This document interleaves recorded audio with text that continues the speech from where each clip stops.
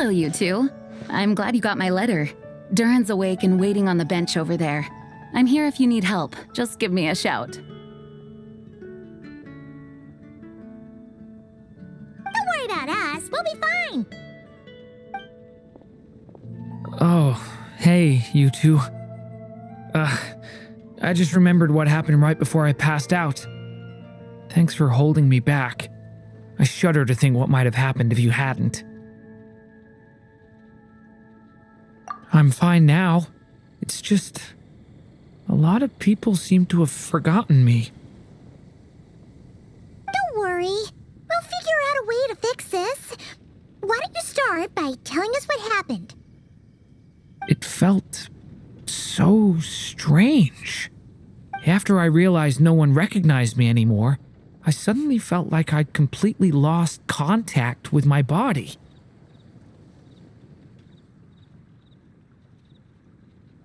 Abyssal power lies sealed within this body I inhabit. So when I lost my connection to it, I lost control of that power too.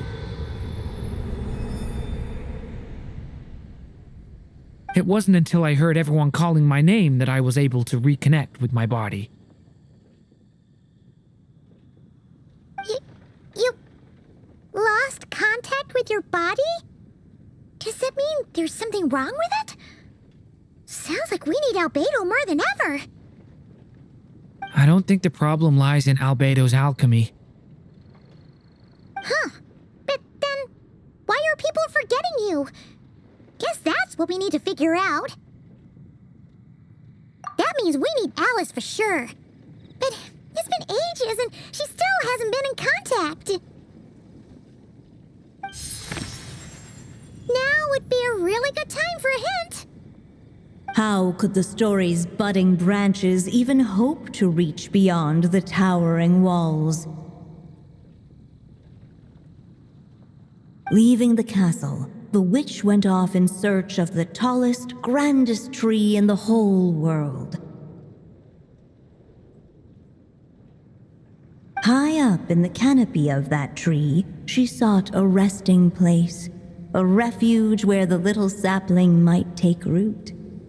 Go to that place, for it was there that the sapling felt its first breath of wind. Huh? Was that another clue?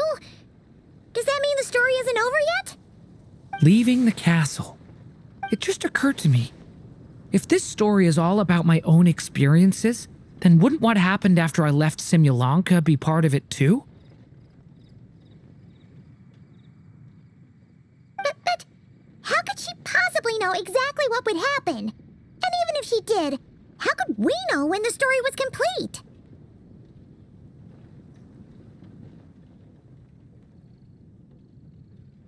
Yeah. Since we can't reach Alice right now, we'll just have to get to the bottom of this ourselves. But first, we gotta figure out where this riddle wants us to go. The tallest, grandest tree in the whole wide world. Huh. The only place that ever gave me that feeling was the one I ended up in right after leaving Simulanka.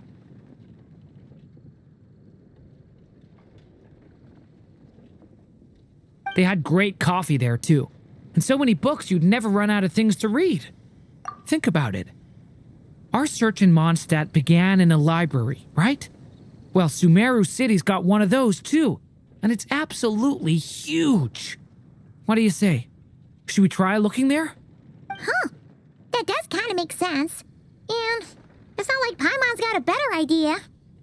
Alright, let's just give Jean and the others a heads up first. Well, it sounds like you've got a plan, so I won't interfere. All I ask is that you stay safe.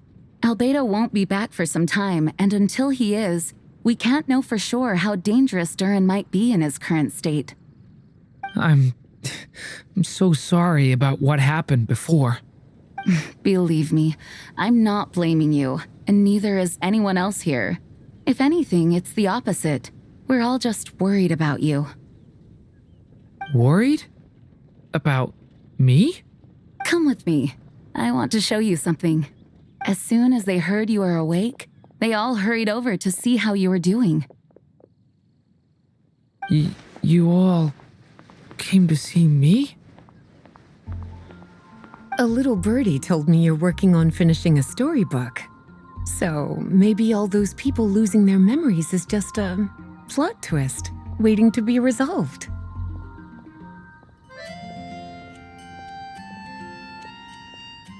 Miss Lisa, you always seem to know how to put my mind at ease. Please, everyone, don't worry about me. When I get back, I'll find a way to complete my mother's story, and the one we started, too.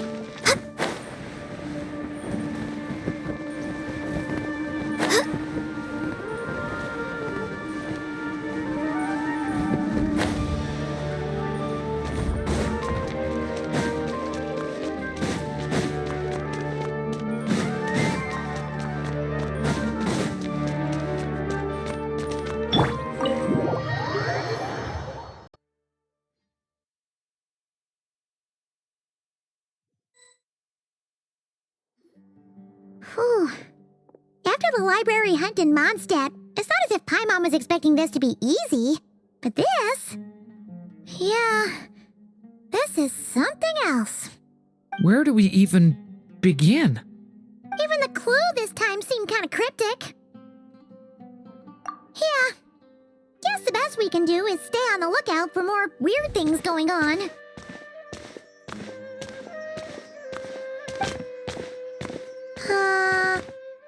Huh? Sorry, what was that? I'm here to return Volume 5. According to the catalog, Volume 5 of this series is not available for loan. I can't accept the return of a book that was never checked out in the first place. Let me put it this way. My copy is complete. Yours, on the other hand, is missing large amounts of content. So you should swap it for mine instead. Sir, you have to understand. Managing a library is a serious business, and we have protocols in place for this kind of thing. I can't just replace an important volume in our collection based on nothing more than your word. Hey! Look what the Wandering Tom dragged in! Oh, it's you. And, what is it you're doing here? I'm a traveling scholar, as you know. Isn't a library the most natural place for me to be? Well, the last time we saw you was all the way in Notcry. Paimon just didn't expect to suddenly see you in Sumeru, that's all. There were some things I needed to come back and take care of. Some documents had gone missing, so I tracked them down, restored them to their original condition. And now, I'm here to return them.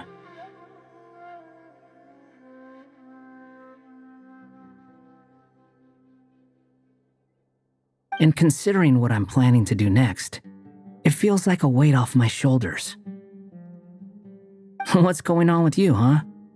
You look like a kicked puppy. Hat guy. At least you haven't forgotten about me. What's that supposed to mean?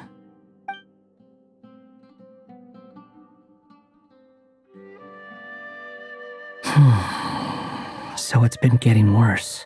Sounds like you know something we don't. After he left Simulanka, He spent some time traveling Sumeru with me. I was working on several texts at the time, and I stumbled upon something strange.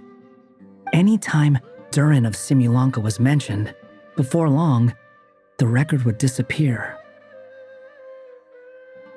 Which means all the remaining records on Durin are about the evil dragon that fell on Dragonspine. How did you even discover that? If I remember correctly, Hat Guy loved the time he spent in Simulanka so much that he started writing a travel log. That's besides the point. The fact is, you're not affected by the ley lines of this world. I'm sure you can grasp the implications of what that means. His case is different from mine. It's more like the world itself refuses to accept his existence. It started with a few written records, but now it sounds like it's spread to people who never met him or didn't know him well. At this rate, the whole world might forget him altogether. The whole world? But that includes all my friends in Mondstadt, and even Hat Guy, too. So that's what you've been worried about all this time? Why didn't you just tell me? There are more important questions right now, like figuring out how to fix this. That mage clearly cared a lot about her child. She left that book behind for a reason. If you want answers, isn't that the place to find them? You think that didn't occur to us already? Problem is, we need to find the memory that unlocks the next chapter first. Mind if I take a look? I just want to know what secrets this book is hiding. Besides, I've run into a bit of red tape, so I've got time. Of course. Be my guest. So, the memory we've been looking for was about you all along?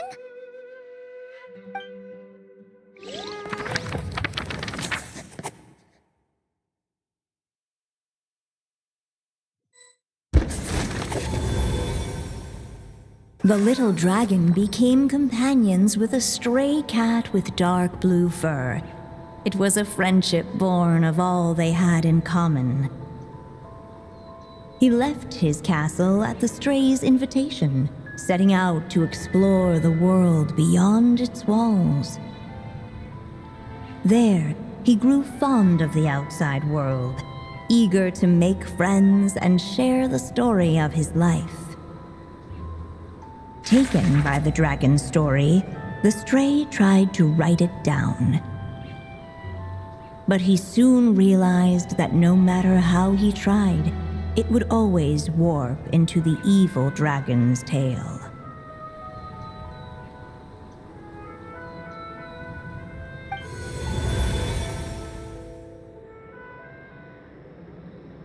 So, this is the world where this chapter takes place? Looks like we're at the top of some kind of gigantic tree. This one must be about what happened to me when I first arrived in Tavat. No wonder the memory that unlocked it was about Hat Guy. Most of my memories from that period were. Hold on. Anyone want to explain how I ended up looking like this? Maybe you've become a character in the story too. You see me as a stray cat? A wandering Tom, to be exact. You should count yourself lucky. Of all Durin's friends, your character is by far the most memorable.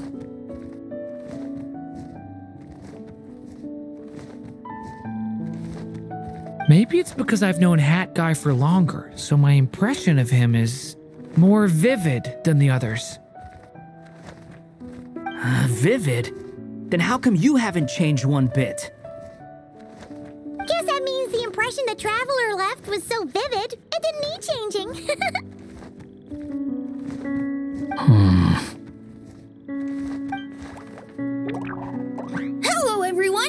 Ready for today's adventure? It's the storybook, Durin. Oh. So you're not playing yourself in this one? Does that mean the two of you have even more memorable roles to play?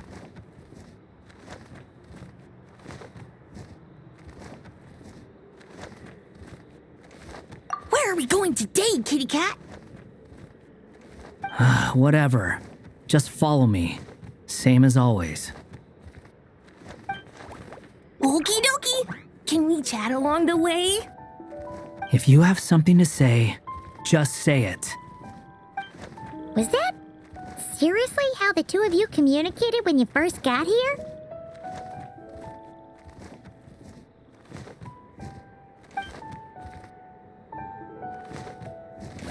Yep. Anyway, how do we get ourselves out of here? Usually, the narrator gives hints to help us figure out what to do. Speaking of which, about time we got some of those, don't you think? The story's vines had woven themselves together into a giant tree, the boughs of which a little storyless dragon now paced, homeless among its leaves. He had to find a way to leave this place and set off in search of a home of his own. If he stayed, the world would erase him from its memory altogether.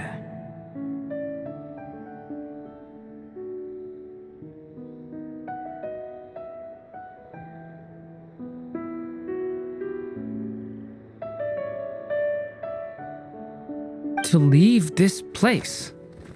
But where am I supposed to go? The little dragon felt completely lost.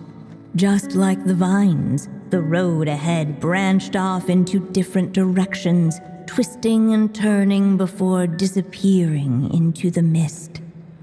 But as luck would have it, a prophetess waited up ahead.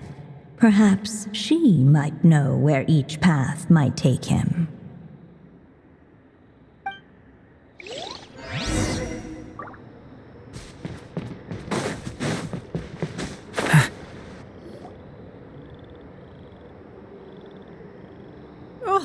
You must be the little lost dragon. It's true. My friends and I are lost. This meeting was no accident. The prophetess was in fact the seer witch, here to present her promised gift. The seer witch. Oh yeah, that's Mona's teacher, right? The old hag? Insolent child. I am the seer witch, your prophetess, not some old hag. Sorry. Now, little lost dragon, I have come to bestow the gift I once promised. A prophecy. A prophecy? Hear me now, for my prophecy is this. One day, the dragon from beyond the castle shall be reborn, and none may avert its coming. The wind took the prophecy and swept it off into the distance. And so the little dragon was shown a path to wander.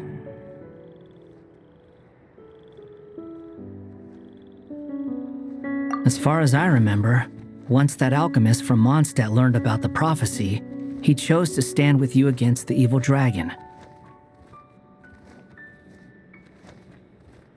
So, what does any of this have to do with you being forgotten? Oh, wise witch of prophecy. Could we trouble you with another question? As enigmatic as she was elegant, the seer witch spoke no more, for her thoughts had long since returned to the starry firmament above.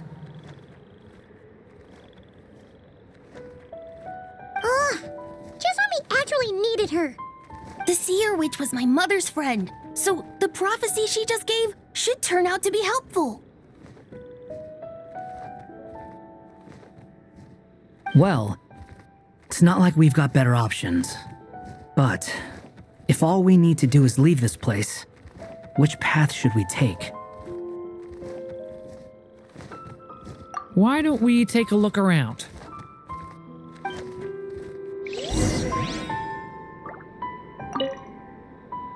As enigmatic as she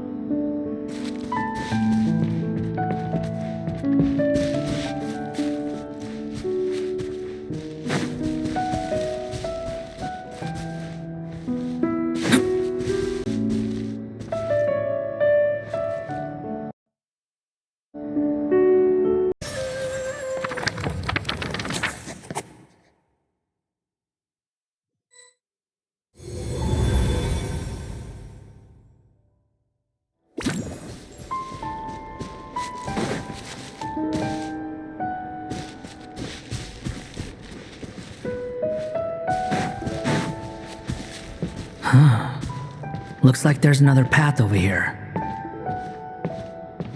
The secrets he sought led the stray to discover another path forward, though it was overgrown with bristling thorns.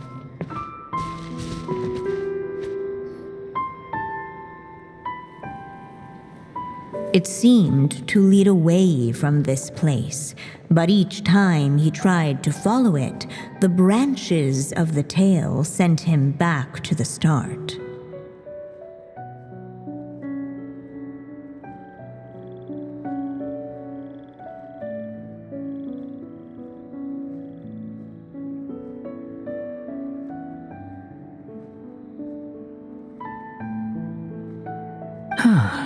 So the author managed to work this book into the story too.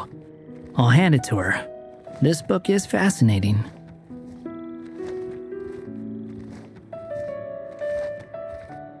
What's going on here? When I first realized you were being forgotten by the world, I thought it might be because you spent too much time with me. In which case, the only hope of a cure would be to cut our ties for good. What makes you think that? Once upon a time, the stray tore apart his own story and was forgotten by the world beyond the castle. He believed the story had cursed him, and that his misfortune had rubbed off upon the little dragon. The story's curse.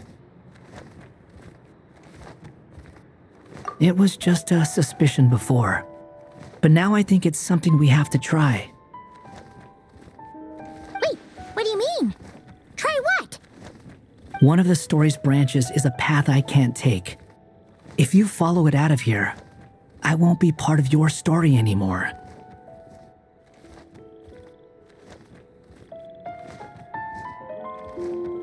Considering what the strange magic in this book is capable of, making that choice could cut our connection once and for all.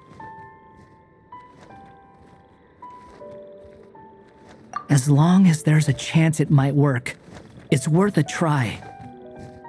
He's not like me. He deserves for the world to remember him.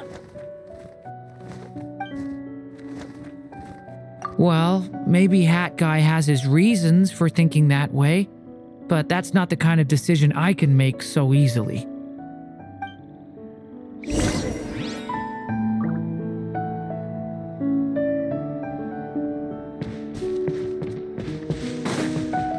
It's what my stray cat buddy thinks is best anyway. Hat Guy. It's worth a shot. Just don't let this world forget who you are.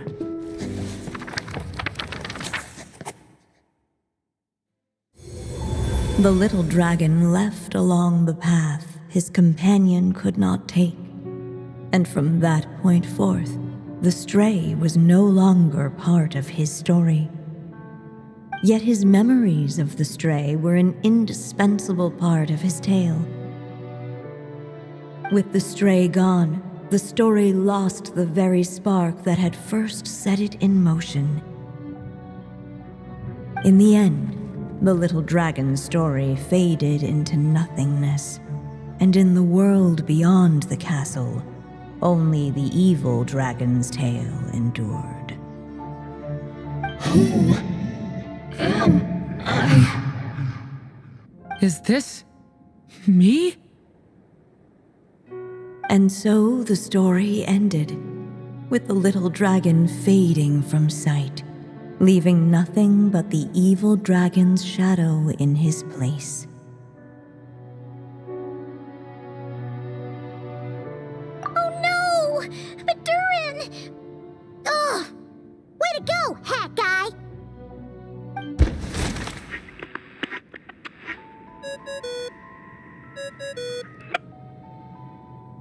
Hello, children. If you're hearing this recording, it's because you've reached a certain ending. You may have noticed that little Durin's experiences have been written into the pages of this book.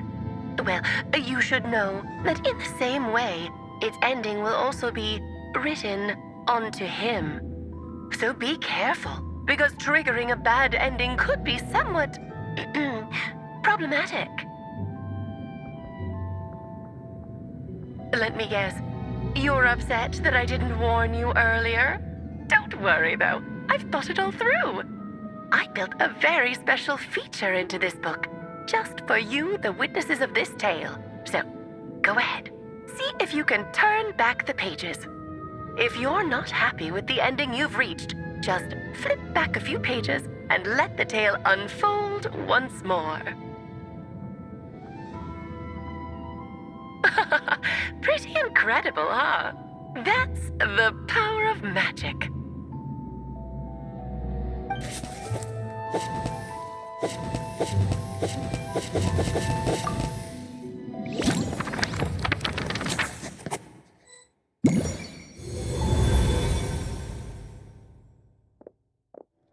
Ugh!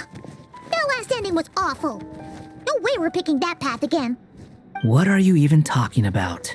Hurry up and pick a path so we can get out of here. Let's pick one together. Sounds like the others aren't aware of what just happened.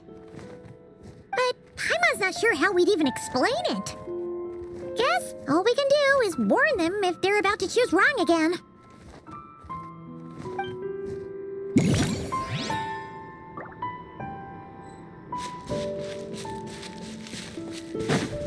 The wind kept blowing, but the little dragon had not yet resolved to follow it. Before him lay a foggy path, and where it might lead he could not tell.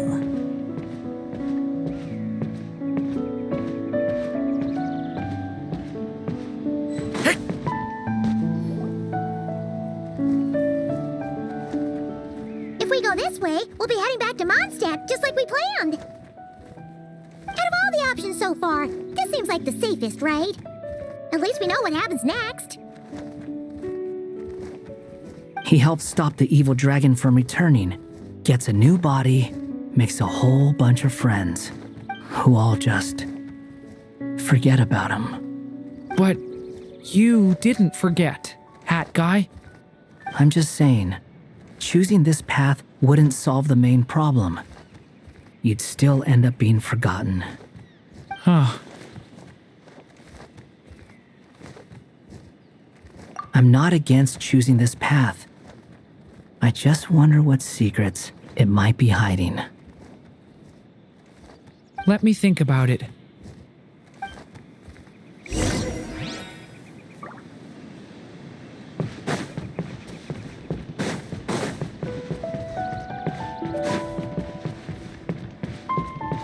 I still think you should keep going, little dragon. If you leave the castle, you can accomplish something amazing and make a bunch of friends along the way. Really? Then let's go! Unable to preserve his story, the little dragon wandered astray. Fortunately for him, a certain prophetess had left behind a prophecy to guide him. The wind took the prophecy and swept it off into the distance, and so the little dragon was shown a path to wander. Following the wind's guidance, the little dragon made his escape. In turn, the prophetess affirmed the little dragon's choice, leaving an extra secret as her parting gift. Now that you've made up your mind, I shall keep my promise by explaining fate's little trick. Long, long ago, the gods of the high heavens gave the world outside the castle a magic of its own. They called it storytelling. It was a magic of almost unshakable power that governed how people met, grew close, and understood one another. Each person had a story meant for them and them alone, one whose ending was written in the heavens long ago. In truth, your story and the evil dragons are simply two versions of the same tale, and that is something the magic of storytelling cannot abide. Beyond the castle's walls, your story cannot take root, for the evil dragon's tale has done so already.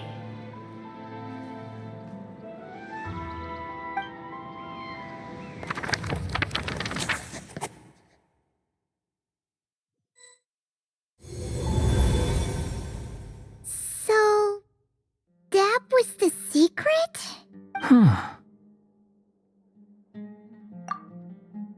But what does that mean? You still don't get it? Simulanka Durin and Tevat Durin share a special kind of connection. Their fates are mirror images of one another. While they were in two separate worlds, there may have been some mutual influence, but their fates were independent. But when Simulanka Durin came to Tevat, a version of his fate already existed there. So, how can two fates exist at the same time? The answer is, they can't. The rules of this world don't allow it. You can't return a book you never checked out in the first place.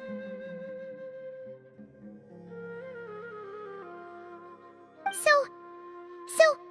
what's Durin supposed to do?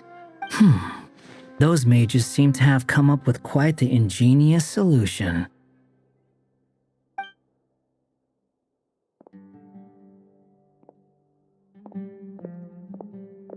I'm here to make a return. As I said, there's no record of Volume 5 of this series ever being checked out. Then just think of this as Volume 6. Based on what I know, the author was planning on publishing another volume anyway. The catalog does have a slot reserved for Volume 6. So, this is it? Sure, let's go with that. All you need to know is, I'll be the one writing this series from now on. You...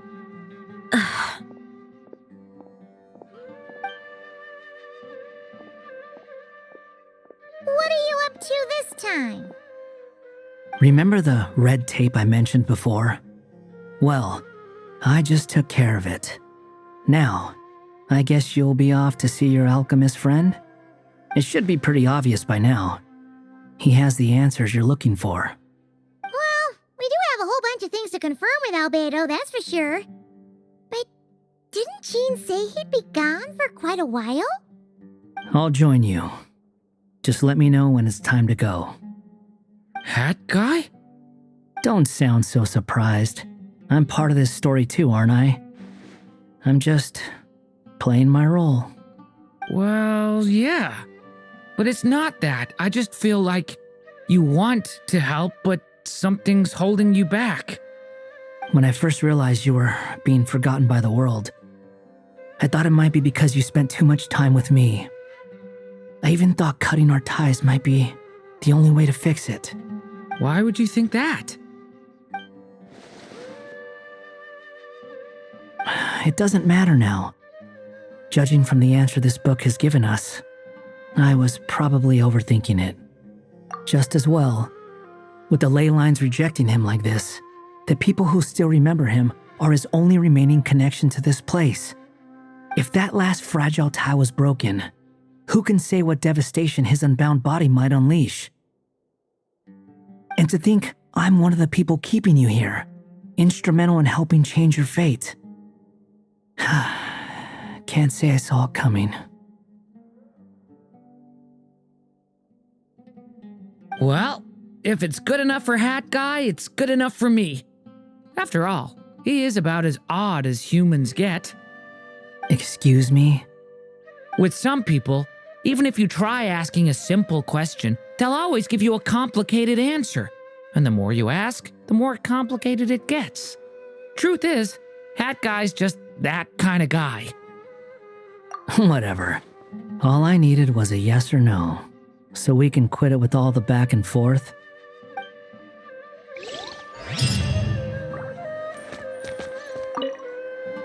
I'm sticking around for the next few days. So, when it's time to go, you know where to find me.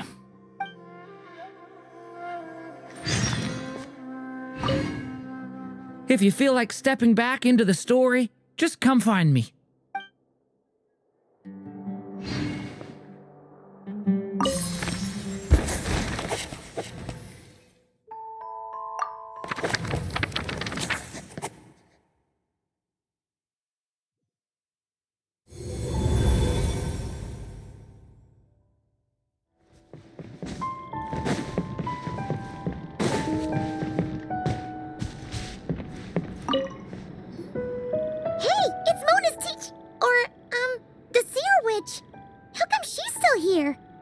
Who goes there?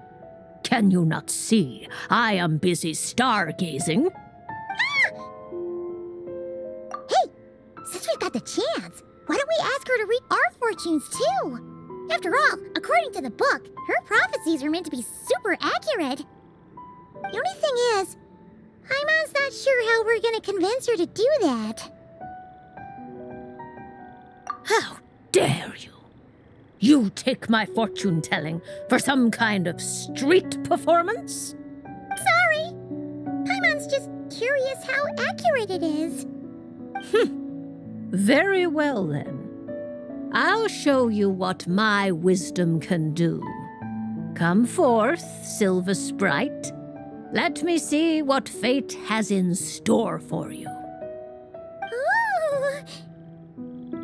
Ooh. You truly wish to know your own fate? Come on! Enough with the suspense already! Is it good or bad? Oh. Aw!